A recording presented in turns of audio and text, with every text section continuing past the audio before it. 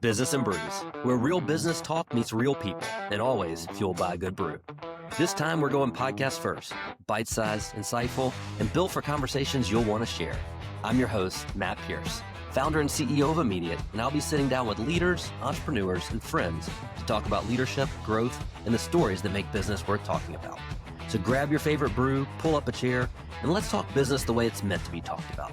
Business and Brews, back, bolder, and better than ever. Welcome, everybody, to another episode of Business and Brews. I'm your host, Matt Pierce. Today, we've got Nick Fraunfelder from Sure Oak. What's up, man? How you doing? Dude, thanks for having me on. I was you've been a presence, not in a competitive way, but like you've been a presence in my life. Where like, well, Matt's doing that. I probably ought to get moving. I think I'm looking a little lazy. So yeah, like it's been fun knowing you. We've been around in so many circles. It's fun. It's cool to actually be on your podcast and hang out with you. Well, thanks, man. Same here. And for those of you who haven't checked it out, I was on Nick's podcast a couple months ago. As we were getting started, I go, how long do these usually go? He goes, usually like around 30 minutes, but if it's going good, I won't cut it off. And I think we went like an hour and 10 minutes. And the baseball references were too good. We had to really push those. And I brought my own, so I want to make good. Sure You got, let's go. I love some sports analogies. Yes. Actually, it's funny. I just heard somebody speak earlier this week. And they were talking about how like one of their first, it was an investor, and they were like, one of the first family office experiences I had was with a guy who played in the NFL. And they said, and he's carried the same like enthusiasm into the work world. And they go, everything's sports. He's like, let's huddle for a minute, And so I was like, that sounds kind of like was far from a professional athlete, but I do like to use a good sports analogy. Yeah, but I want to be around it. Yeah. Yeah. I'm like, well, we need to huddle later. So I think I'm going to start using huddle a little bit. All right. War Eagle, everybody. Okay, let's go. Yeah. So there's some people who that just immediately turns off and they're like, no, I can't hear it. Interestingly enough, my grandparents my grandparents lived in Auburn. So I went there. They moved there in 55 when my grandfather got out of the Air Force. And so I went there all the time. And I remember we'd play backyard football. They had this great yard, and we'd play backyard football. And my cousin, Mitch, we were playing. It was just me and him. We had like imaginary wide receivers and stuff. And so we're just the quarterbacks. And we would like games you come up with as a kid where you're like, there's 11 of us out here, but there's really 2, and it'd be like the whole thing. And I think we like rock, paper, scissors for who was going to be Auburn, who was going to be Alabama. And he was Alabama. And he scored a touchdown about the time that my grandfather came walking outside, and my cousin, who is a huge Auburn fan, one of the biggest Auburn fans I know, my grandfather walks outside as he scores a touchdown and he goes, "Roll Tide." And my grandfather literally walks out, scoops him up, takes him inside and washes his mouth out with soap. If listeners don't understand how bad that is, I didn't know. I didn't go to Auburn, but my son did. And it was, and they were horrible all 4 years he was there. Yeah. Sold out every game, right? Just like sold out every game. When they actually did win, rolling the Oaks, it was fun to see. It was really cool to be around. And yeah, there is the Iron Bowl is full of hate. It really is. Yes, man. Let's hear the Sure Oak pitch, man. I know you're doing some really cool stuff, and like you said, I've been keeping up with you for years, and we can talk about where our paths crossed back in our healthcare tech days. But let's hear what you're doing. Yeah. So Sure Oak, I guess the tagline that we have, I don't know if the real tagline is grow together, but the other more functional headline is build authority, grow revenue. And like, what does that mean? Right. So what Sure Oak was when I bought it, 3 years ago now, was an SEO company, an SEO search engine optimization. Search engine optimization is if you're like chosen as the most organic result below the ads on the search engine results page, you got picked. You got the highest click-through rate. Mm-hmm. And then if you got the click-through rate, then you have this wonderful website and you could educate the customer and then hit that request a demo button. That was the goal of the SEO company to work for you. You had the ads and then you had the organic. Well, what really happened like 1 year into buying this company, it was like, oh, there's this thing called AI and it's wrecking everything and it's totally changed everything. I think my buddy even told me, are you drunk? You bought an SEO company? That is 9% of budget. That is like the bottom of marketing. I was like, I know, but it's kind of cool. It was always my best leads when I was when I was a CRO, and that's what I really want to do. And I want to talk about like the importance of building your organic authority. But what happened with AI was, it's like, okay, so like, tell me the best earned wage access company out there. It's like, well, Immediate's, in the top 10. You should talk to them.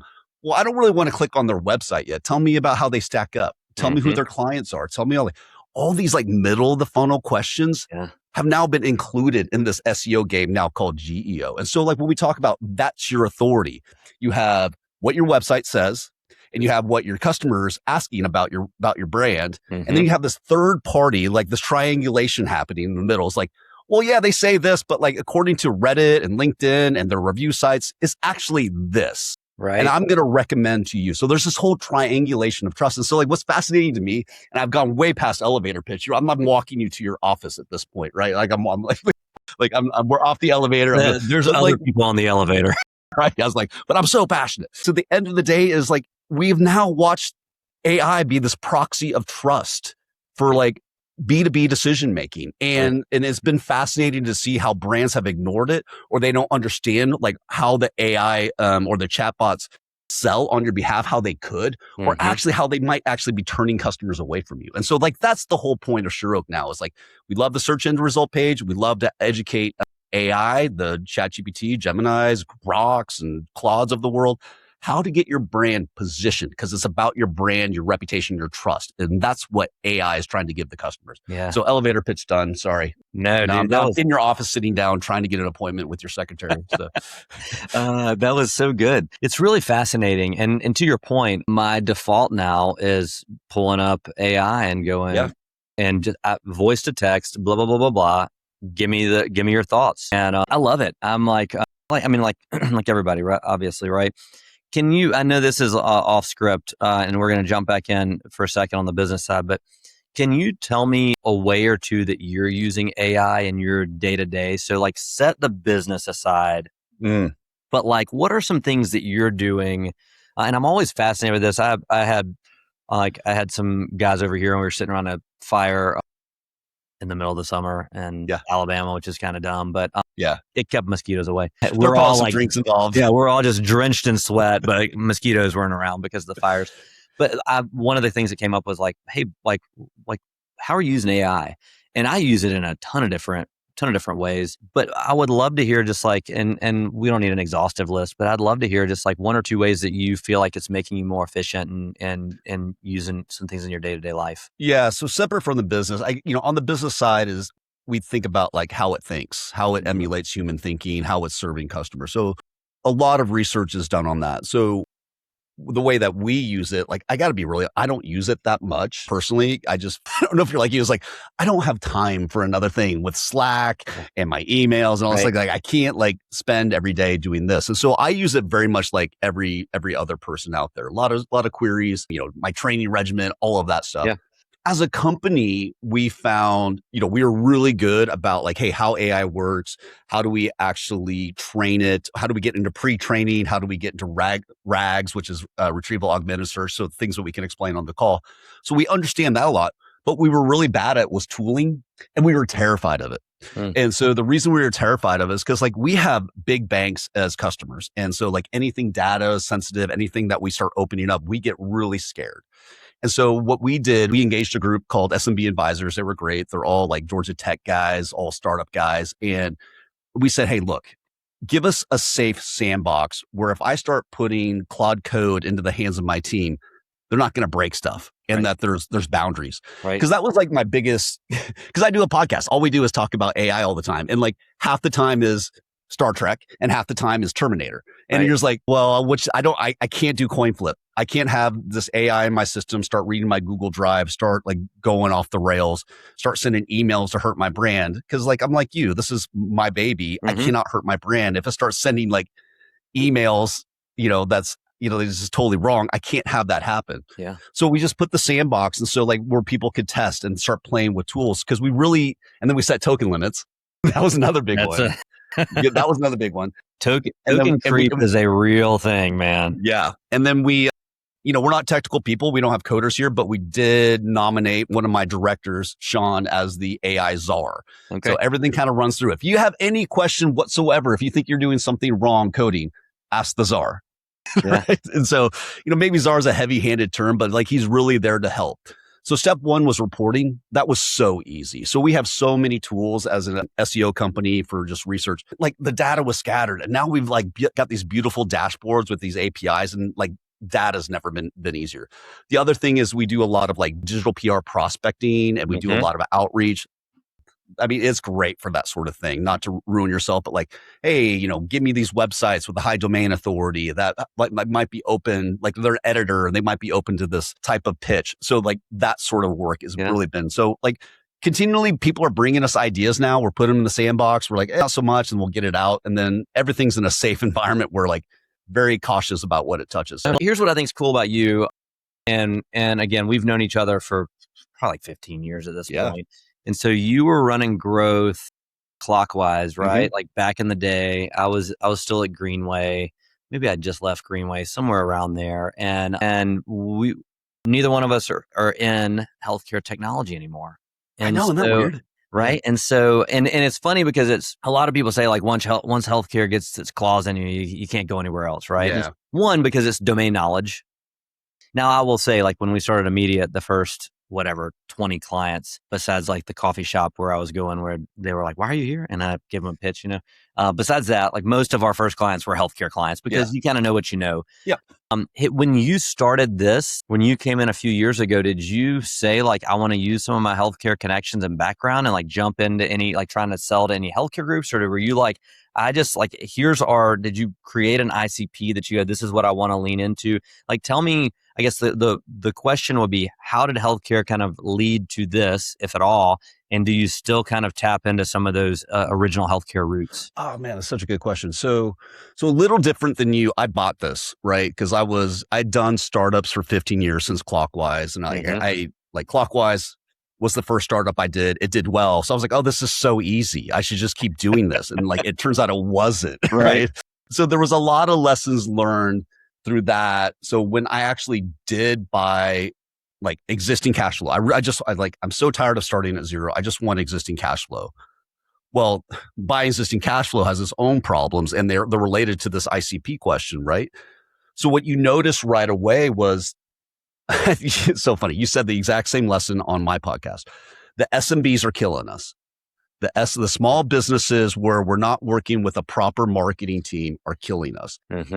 They're leaving after 6 months. They don't quite understand it is what we do. And so they're always expecting us to be their chief marketing officer.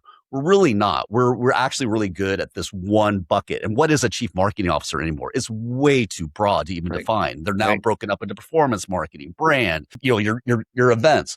So like, we're over here in this, and this, if this is important to you, then we'll keep doing it. And so there was this pivot that happened. It was like, we got to go upstream. Those are the clients that stay in 2.5 years. I know we're getting 20 leads a month with the SMBs in there, and it might drop down to 5, but like, guess, like, the punchline, our close rate went up. Yep. Our MRR went up. Our satisfaction scores went up. Everything was so beautiful. And it was a scary thing to have less leads. On the healthcare side, I didn't have much exposure to healthcare in the portfolio when we bought it. For me, like, my entire advisory board are healthcare guys, right? And so like, they help. But again, it's the same issue. Like, it's super easy to get a single doctor clinic to like, oh yeah, I want to do this, and then have them churn after 3 months, right? So it's like, well, when's Henry Ford going to call, or when's Mayo going to call? Well, like, they're not, right? And so it was much harder for me to break into that market. Now we have Elation Health, which is a major EMR out of San Francisco. A couple of clients that we work with that have gotten to Series B, Series D on that side, and they went with us because like, I'm very helpful and like, I understand what they're doing. So it's more helped on new relationships, but existing ones, I mean, like this, you hire the sales guy for his relationships, and then they're out of relationships in 3 months, and they're like, okay, time to start making new relationships. Right. That's exactly what happened here. Is like, I burned them all like in the first 3 months. They're like, yep, can't help you. Okay, cool. Now what? Right. Yeah. Time to go chop wood. Yeah. Which is, I mean, look, man, I think that's probably a good lead into the next question of like, how do you, obviously you talked a little bit about like building pipeline. You talked about going upstream a little, which, as like we discussed this ad nauseum on your podcast. So if you guys are interested in like digging in on that, like go listen. Cause it's, it's just really, I think really insightful conversation between the two of us just around kind of how and why. And it becomes a different type of selling, right? Like, I mean, dude, I was at a company for about a year. I've never been in a company where we would do one call closes, and we were doing one call closes all the time. And I mean, I went to conferences. I remember going to one conference. We closed 12 deals at the conference. Like, would literally pull DocuSign up on the giant TV and go, "Here you go. Here's where you sign." And they'd read through and they go, "Okay." And so you would have like instant ROI. Like, all right, we spent $8,000 on this thing. We closed 12 deals and there's 6,000 ACV. And so we did 72K. Like, all right, we got a really nice ROI on that conference. Now, the problem is it takes a lot to launch those. It takes, and a lot of them, these were like one doctor practices and they would churn after 12 months. Right. And so we started thinking about like, how do you get the bigger ones that are going to take a while? And what happens is you're obviously still selling a product and a company, but it starts to become a lot more relational. And so when I talk about sales, I think a lot about like, you don't typically buy from someone you don't like, because if you get somebody that comes in there and you don't like them, then you're like, well, is this what everybody else there is like? Yeah. Right. You get somebody who comes in and they're super pushy. You're like, are they going to be really pushy in the implementation process? Is the account manager going to be really pushy when it comes time for renewals? And so you go in and look, that's worked for a lot of companies. Don't get me wrong. But I think a lot about selling yourself first, your company second, your product third. Right. And so it's like, if you can sell them on you and you go, look, I'm in this, as a salesperson in our roles, like probably like the larger deals as CEO, like, look, you're still going to be working with me. I'm still going to be involved. Yes. Like, yes, I've got a really good team who's going to provide day-to-day account management, but I'm still going to be actively involved. I mean, I still text with some of the first big deals that we closed, right? Like, we're friends. We go to coffee and get drinks, and like that's like we've built good, solid relationships. But the second piece is, this is why you should partner with this company, this organization. Here's what we've done. We're in it for the long haul. Here's how we're capitalized. Here's who we've got standing behind us. Here's our board, like all the things. And then you get into, here's the product and here's all the value that's going to add to you as an organization. And that's very different than when you're going in and going, hey, look, I got 30 minutes and I'm just going to jump right into a demo and I'm going to get you to try to sign off on this thing because of the product.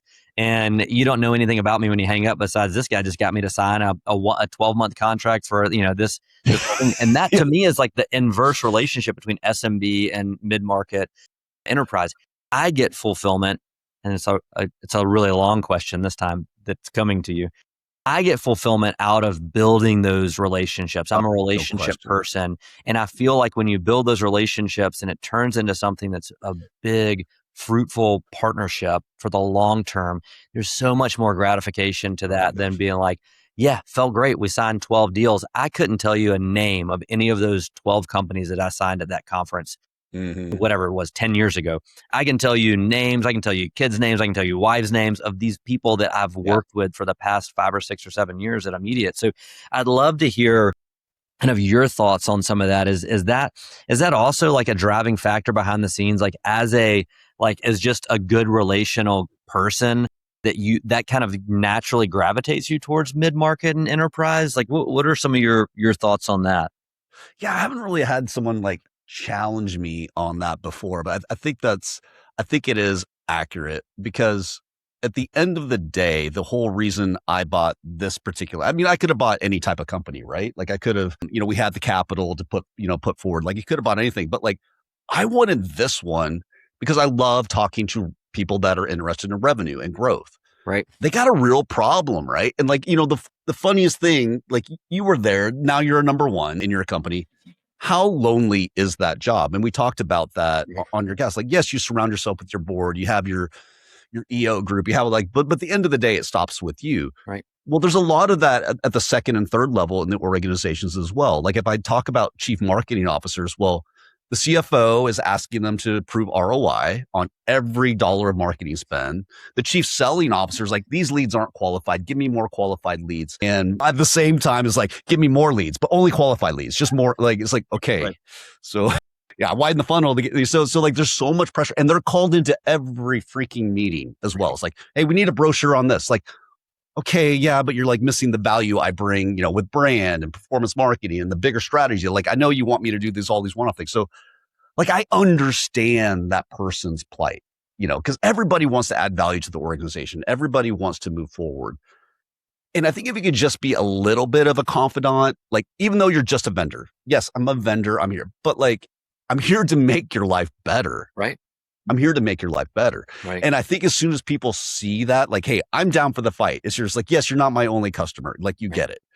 But I am down to be here and give you advice about this thing that we do. If you want to go beyond that, I'm going to be super honest on where it's too far or where I can't add value. Right. And so that's fine. And then, but an interesting thing I have noticed post COVID, and I would love your view on this too, is like, there are certain big companies that are just hands off. Like, I know what you're trying to do, Nick. I know you're trying to ingratiate yourself so that we can make this 1-year contract into a 6-year contract. Right. Like, I know what you're trying to do. And I was like, whether or not, like, but like, policy is, you can't fly up here. You can't give me steaks. You can't. I was like, fine. Right. I would do it anyway for a friend. Like, you're missing the whole intent behind it. I get that there's people that have abused this, like, Braves games and every ticket you want. I get that's abused. So like, you do have to separate yourself from that. But again, like, okay, well, if that's the rules, then I'm going to show up with value every time you allow me to do. Right. So I think that is the long answer to the short. Oh, the long answer to the long question. Long answer to the long question. Yeah. Man, you're right. I've definitely, with large organizations, I've seen a lot more.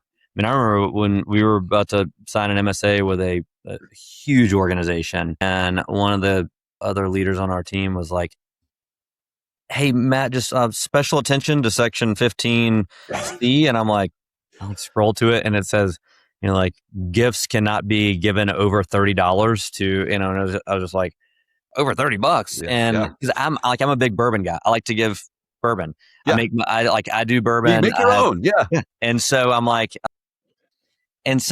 so I go, is that worth $30? I don't know. I do it myself. I could argue that it's worth less, but then I could also argue that it's worth a lot more because it takes my time. But so, I've had to kind of adjust some of those strategies. And to your point, like, I also think that there's just a big part of being genuine. Like, you're a genuine person, right? Like, it is very obvious when you come across a salesperson who just wants to sell something versus somebody who is actually, like, genuinely cares about your organization and wants to help, like you said earlier, wants to help you do a better job. Like, I feel like with, like, the product that we offer, I feel like there is, I mean, we literally launched it. I mean, from the very beginning, I had somebody on our team the other day. I was kind of laughing about it. I was like, I hadn't said this in a meeting in a while. She literally quoted me verbatim. She's like, Matt she's like, for the first 4 years, started every meeting by saying the same thing. Yeah. Leaders are repeaters. Yes. Right. And I'm like, oh, that actually sunk in, like, people got it. And it's like, and it wasn't like, we're going to be $1 billion company. It was like, we're going to positively impact the financial well-being of 1 million Americans. Yeah. Right. And it's like, so when you wake up and you're dragging, you're having a rough day, or you're going into a meeting, you're answering a support call, and you think about that. Like, my job here is to help create positive change for the frontline American workers, right? And so to me, when you kind of build that, and so in my mind, when I go into, and we've got a huge opportunity we're working right now, and we've got some big meetings coming up in the next few weeks. And when I think about it, like, it's really easy as a leader of an organization who knows I'm going to be held accountable to ARR growth and bottom line and all the things. It's really easy for me to look at this and go, all right, well, this is a X $1 million opportunity. And I do that, right? I have to do that. That's the part of my brain and part of my job that I have to do. But really, when I think about, before I walk into that room to give a presentation, my mindset is not going to be, I'm going in here to try to get a 2 million ARR deal with a lifetime value of X. I'm going into that room going, I'm about to show these people the incredible value that we're going to be able to bring to their organization to provide positive impact to their team, but also a positive impact to this organization's bottom line by improving their engagement, by reducing their turnover, by helping shorten onboarding cycles, like all the things. And so to me, it, like, I would be very surprised if you spoke to someone that I've sold or tried to sell who goes, he's not a genuine person, because I genuinely am there to help. I love, my favorite quote, people bring it up, like, people at the company say it back to me a lot because I say it a lot. Ben Franklin says, it's okay to do well while doing good. Yeah. Right. And so I think about that a lot. Like, we as an organization we're we are a for-profit business and we've got to make some money, right? We've got a lot of investors that we have a fiduciary responsibility to, but it's okay for us to generate profit while we're still doing good. And we can do that in a responsible manner. And so I think knowing that and approaching things through that lens allows you to be really genuine because you do actually care and you do want to help in a lot of different areas. And so I think to like the way that you responded, a lot of that like comes through in with you, like in the way that you're presenting things. And I'm sure that your customers and your prospects feel that because it's like, it's one thing to be sold. It's another thing to have somebody that comes in and goes, look, like I want to work with you. And here's the reasons why I think this is going to be really beneficial for your organization. Quite frankly, for you, that goes a long way. I mean, what's the difference between a salesperson and a consultant? Nothing. Yeah. Nothing. The consultant, it just comes in with a pitch that's like, I'm going to help you with your problem. Right. That's great. And if a salesperson can get that through their thick skull, salespeople are amazing, right? They usually don't have the same education.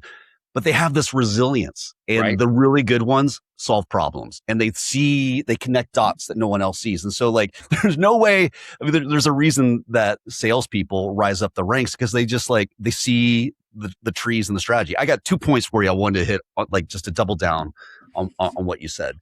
Yeah. We're in the South, right? We're in Chick-fil-A, right? One of their core values is second mile.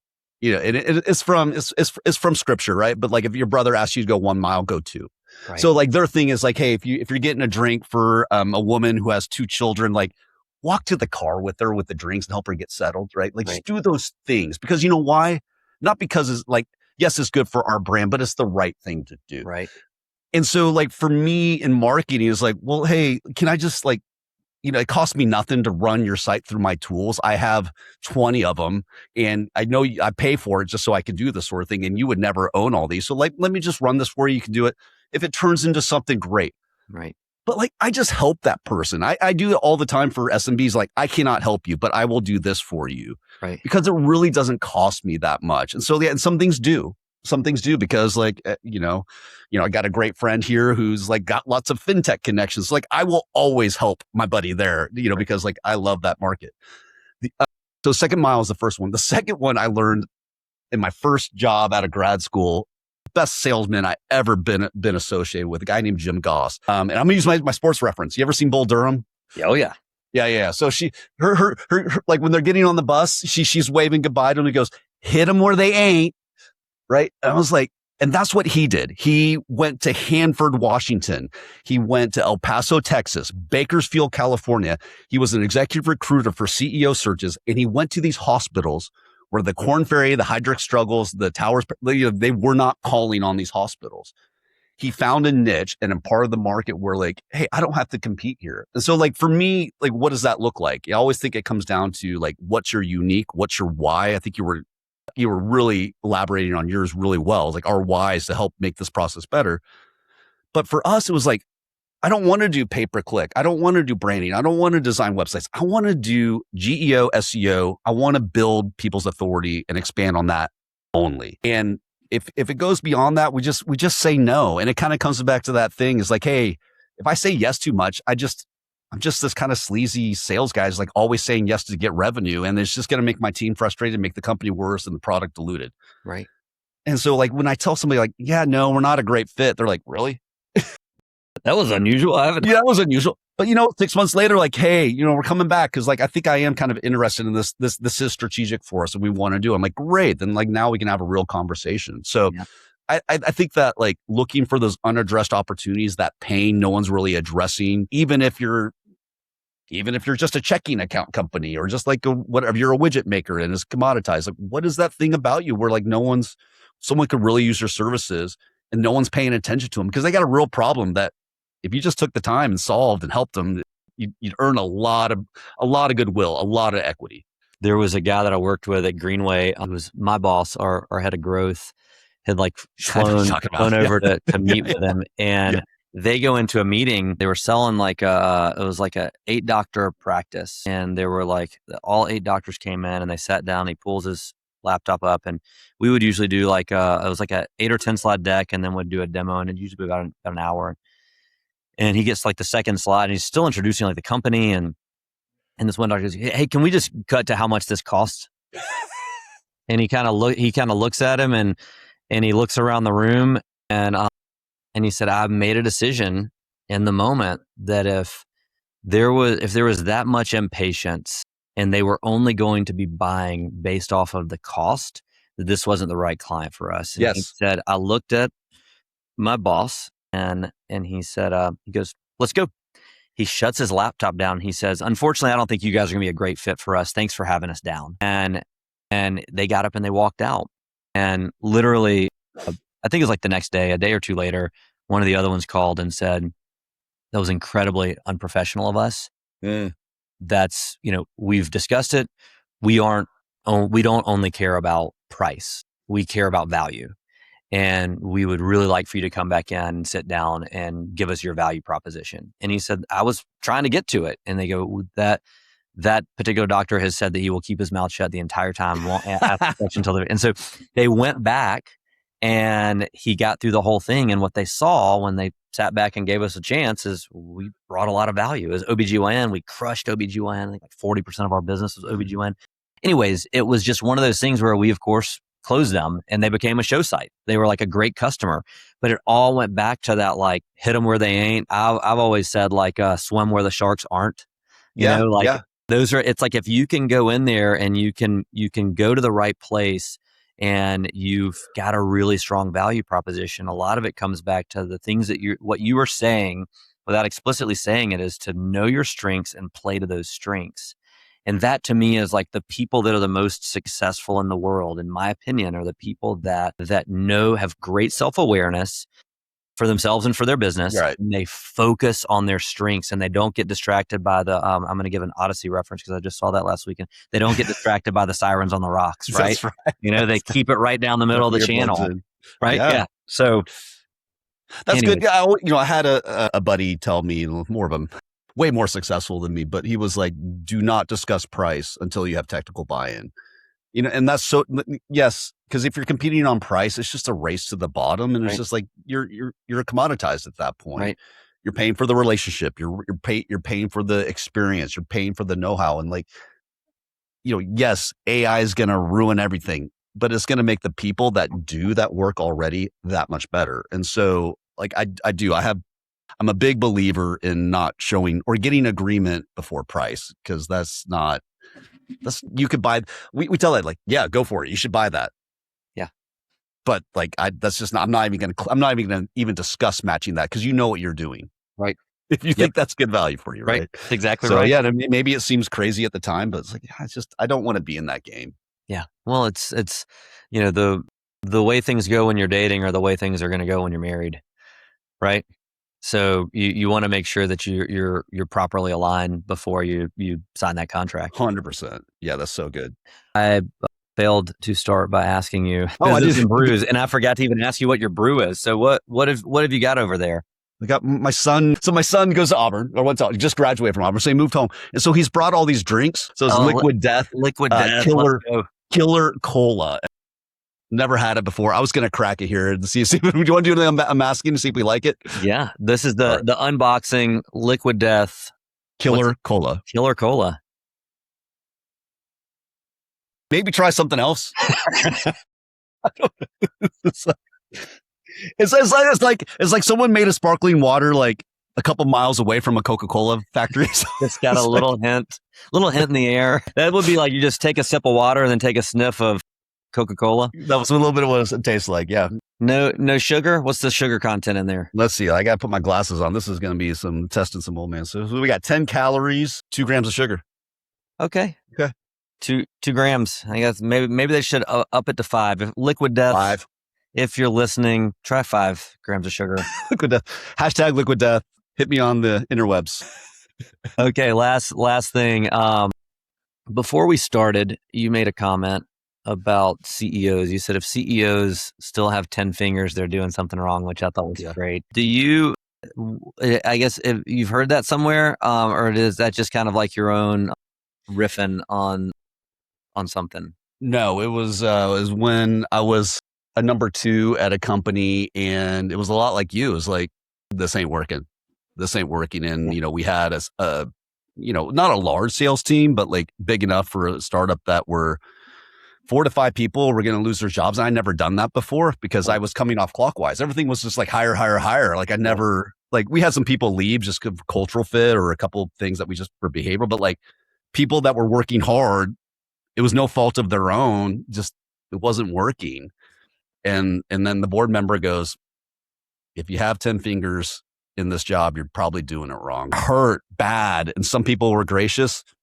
Some guy told me it was the biggest effing mistake I was ever going to make. And it was like, everyone handled it differently. And I took that to heart. I was just like, you gotta, you say it's not personal, but it is to them. Yeah. And it feels personal. And the only thing as a CEO, I lose sleep at night is over people issues. Yeah.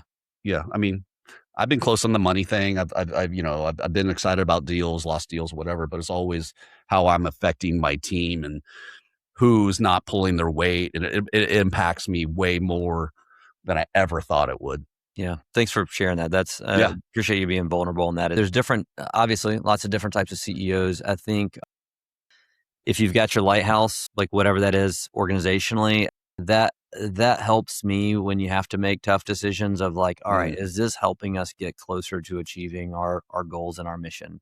This individual, this team, this focus, this strategy, et cetera, et cetera. So I can kind of, if I can view through that lens, but then to your point, like I think a lot about how we're building our people and how we're making sure that people are given opportunities to move up within the organization or given opportunities to learn and go somewhere else and put those, look, if you kind of top out here, but you've got the right skill set and you're ready for more, like we're going to gladly help you find the next place where you can go and continue to grow. And so I think it's a good thing to view, to think through, but also like that quote just kind of, I got to probably like you, I've got a note where I just want to hear quotes. I type them all out. I mean, it's everything from like, Jerry Seinfeld quotes to like, I'll went to Ben Franklin. Right. I'll read something about, Ben Franklin. I'll see all the stuff. It's like things hit me in different places. I mean, I'll be driving and I'll hear something like on a podcast and I'll like pull over and I'll rewind and I let me make sure I get that.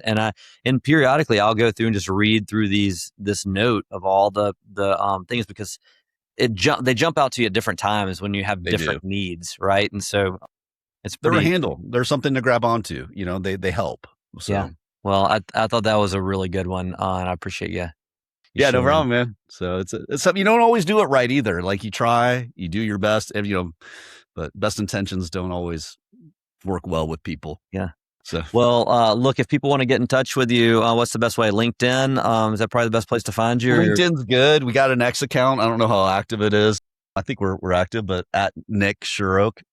But yeah, and hit me up. We'll put some information. Hello at Shuroak's always a good one to come reach out to us. But yeah, we'd love to help anybody. Cool. And make sure if you've enjoyed Nick as much as I enjoy our conversations, he's got a great podcast. Go check that out as well. So we'll try to put that in the footnotes here in the podcast. So man, awesome. thanks for joining me. This is fun. It was fun. Anytime. Let's do it again. Cool. All right. Thank you, everybody. We'll catch you on the next one.